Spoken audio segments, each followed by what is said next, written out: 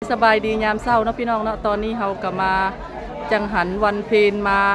วัดใส่บาตรงานบุญห่อเข่าประดับดินพี่น้องอ้ายน้องเฮาก็มาหลวงหลายพายมากบรรยากาศคือแบบคึกคักแฮงขนาดเลยพี่น้องเอ้ยตอนนี้อ้ายน้องเฮาก็ยังพากันไหลมาเรื่อยๆพากันหลั่งไหลมาเรื่อยๆเลยอันนี้ก็ย่าป้าเขียนเฮาอันนี้ก็โอ้ขอโทษเด้ออย่าเอ้ยขาเฮาอันนี้เนาะอย่าเอ้ยขาเฮาน้องจุมวันนี้อันนี้ก็เอ้ยศูนย์เฮ็ดหน้างามๆอย่าอาศูนย์อย่าซี่หน้าขอบใจอ๋อคืนนี้ก็มีวะนี่แม่ป้าคอยตรงนี้อันนี้ก็ย่าเอ้ยงอนเฮาฮัลโหลสบายดี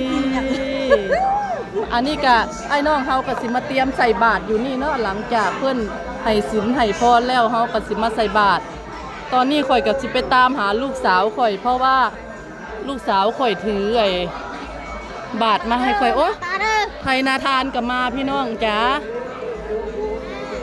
โอ้นี่เด้ลูกสาวข่อยก็อยู่นี่เอามาลูกอีหล่าใส่เข่าพระหรือยังลูกไปใส่เข่าพระนำด้วยลูกเด้อฝากไว้กับแม่เสี่ยวแม่งก่อนนี่เสี่ยวแม่งข่อยก็งามเป็นพิเศษเลยมื้อนี้โอ้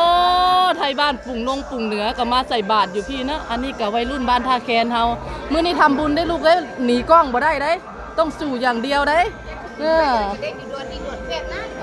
แล่นบ่ได้เด้นี่งามๆมื้อนี้สิแล่นไปสิใดขนาดละเบิ่งละหั่นเด้หลานสาวข่อยนี่ขนาดห้องป่องยังงามมื้อใดสิแตกน้ำเขาเนาะบรรยากาศบรรยากาศวัดศรีสะอาดโพไซเฮากับคึกคักแหงขนาดเลยพี่น้องอันนี้กับป้าบุญหลายเฮานั่นล่ะข่อยมักหันแม่นี่ติ๊บใหญ่ๆแล้วนะ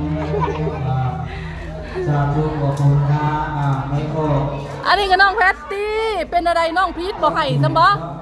น้องพีทให้อยู่บ่เมื่อคืนนี่ให้บ่สบายดีจุ๊บโดยสบายดีอันนี้ก็เพื่อนชายข่อยพี่น้องเอ้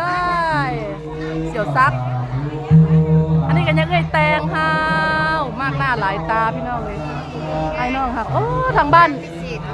ทางไอ้น้องบ้านคนแก้วเฮาก็มานะยังเอ้ยรอดเฮาโอ้งามแหงได้นี่อันนี้น้องเพ่เฮาเด้อนี่น้องเพ่นี่พี่เอ้ยไผ่ข่อยพี่น้องเอ้ยอันนี้คือแม่อุ้ยของไงบางออนเด้อนี่เด้อบางคนอยากเห็นหน้าแม่อุ้ยบางออนตื่นมาแต่ตี 4กะพกกระเป๋าแม่ป้ามาพร้อมเพราะว่าโทรศัพท์อยู่ในนั้น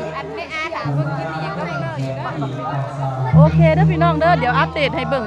อัปเดตสถานการณ์ให้เบิ่งเรื่อยโอ้เสี่ยวข่อยงามแฮงขนาดเลยพี่น้อง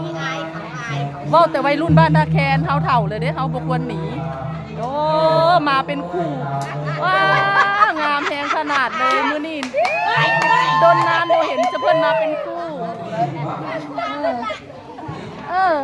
แบบนี้ต้องเก็บภาพบรรยากาศมาสิถ่ายรูปไผ่นี่มะสิถ่ายรูปไผ่นี่นะเร็วๆอัน1 2เดี๋ยวส่งไผ่เด้อเสี่ยวเอาบ่เสี่ยว